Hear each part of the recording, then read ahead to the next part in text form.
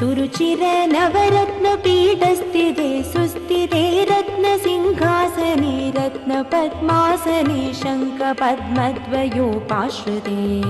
तत्र विघ्नेशदूर्वावतु क्षेत्रपालैर्युते मत्तमातङ्गकन्यासमूहान्विते मञ्जुळामेनकाद्यङ्गनामानिते भैरवैरष्टभिर्वेष्टिते देवि वामादिभिः संश्रिते शक्तिभिः सेविते धात्रीलक्ष्म्यादिशक्त्यष्टकैः संयुते मातृकामण्डलैर्मण्डिते भैरवी संवृते यक्षगन्धर्वसिद्धाङ्गनामण्डलैरर्चिते पञ्चबाणात्मिके पञ्चबाणे नरत्या च सम्भाविते प्रीतिभाजा वसन्तेन चानन्दिते भक्तिभाजां परं श्रेयसे।